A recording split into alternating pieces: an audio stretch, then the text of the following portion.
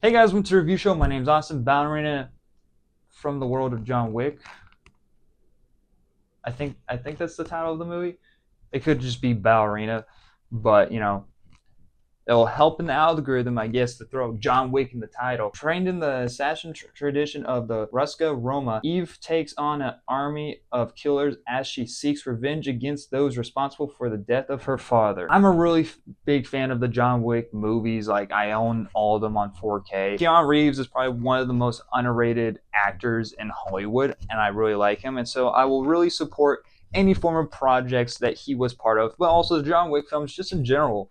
And this world is really fascinating. And so I was really looking forward to Ballerina, hence why it took me a week to talk about this movie. So I'm sorry, but now I'm here talking about it. And mostly because I didn't really have a good time with this film. But I'm gonna say some positives first. Anna the Armas, I think that's how you say her name. She was really good in the film, and she was a badass. A lot of the fight scenes in this movie was really fun. I did really like this one sequence that involved a bunch of grenades. This film is a blast just on that level, and she gives off a great performance in the action side of things. And that's pretty much all that I can really say of being enjoyed about this movie. This movie just doesn't have a very interesting story. You have this story where this young girl loses a father, and then she gets taken in by this tribe who starts now training as an assassin for most of her childhood, and next years later she finds a connection to her father's killers, and next she goes off on this killing spree. Towards the end of the film, I really felt nothing. I didn't really care about anything about this revenge story, even though visually it was very cool. I really liked the action, don't get me wrong, but you don't learn anything new in this world. You don't learn anything new about the ballerinas. You see how they are trained, which was kind of interesting, but I wanted to know a little bit more of the backstory of the ballerinas themselves. Like, how did the ballerinas come to exist? What makes the ballerinas so interesting that were set up in John Wick 1, but you don't but whatever you really get to see in John Wick 1 is like you got to see a slight bit more of it here. And it's like it didn't add much, which was very disappointing. And next, not only that, is like the villain. The villain of this movie is awful. And it's not like John Wick villains have been great or anything, but at least the other ones had presence. Even Bill Skarsgård's villain, who was at the time of 2 years ago, was kind of honestly the weakest villain of the whole entire franchise. He kind of did nothing throughout the whole entire film, and next he has this 1v1 at the end with John Wick. But in this movie, you have this cult leader who is, throughout the whole entire film, is like no one wants to mess with. Like we constantly get told by multiple different characters who say, like, you don't want to mess with this cult, you don't want to mess with this guy, and like this is not a person that you want to deal with. And throughout the whole entire film, Anna just kicks everyone's ass. I'm like, why is this cult like afraid? Like, why is this cult scary when one person can go around kick everyone's ass? Yeah, and that's kind of how the John Wick films are, where you have this one person just kicking everyone's ass,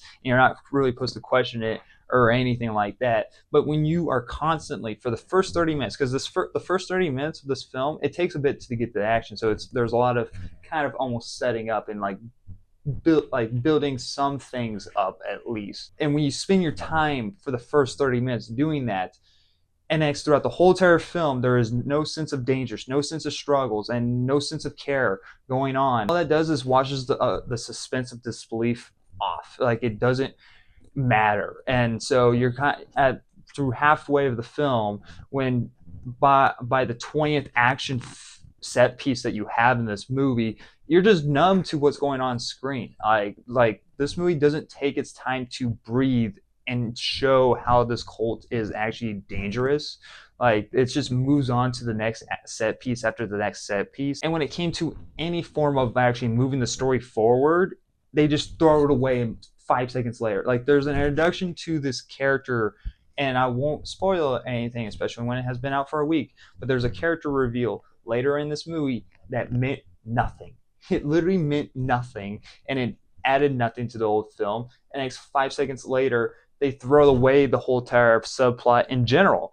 And that's how a lot of these stories and these subplots feel in this movie. Like there's a whole entire subplot with the little girl and next Norman Reedus that meant fucking nothing, and it is kind of almost gets pulled in as a main subplot of the film, but yet they don't actually address it or explain why it's so important. It's like there's a subplot with this little girl and how she's going to be the next leader and how this cult will live on. It doesn't matter how many people you kill, this cult will live on. And I'm like, why? And also, what kind of cult are you? It felt so weird and janky when it comes to its story. And I feel like it has to do with the reshoots, because this film did have major reshoots. And I think with the reshoots involved, taking out the story and replacing it with just a bunch of action, because they were afraid that people weren't going to watch this movie because there was not going to be either not much action or the story was probably terrible. Those are the only two reasons I can really think of. Like it's a very bizarre thing, and I get it. No one really goes to the John Wick films besides really the first one for story, for character, but something about a guy getting revenge for his dog is such more heartfelt than anything in this movie. And that whole entire theme with John Wick and him trying to get out of this life is a continuation throughout all 4 films. And you felt that even though there was not really much world building in those films, there was still some form of character driven that you felt in that. I didn't feel anything in this first one. By the halfway point, I was ready to honestly to leave. And it's not like it's horrendously bad, but by that point I was kind of just rolling my eyes. It was really difficult to get through, to be honest. And even though there was a lot of interesting things going on screen, and the people that put these sets together and put these action pieces together did a very good job, but the writers didn't do anything. They turned in 5 pages practically at this point then. And having John Wick in this movie is kind of a continuity here.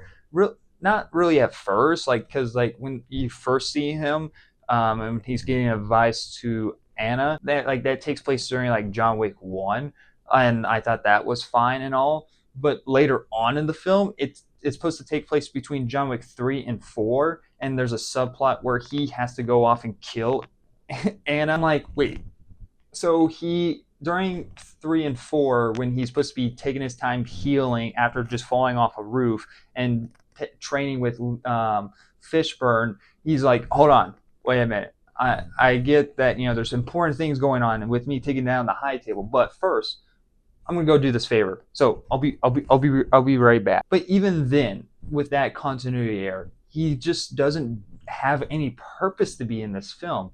Like, he doesn't do it much in the movie. They do give him an action sequence, because it's like, well, if you're gonna have John Wick in the film, you're gonna have him start killing some guys. But by that point, it didn't matter.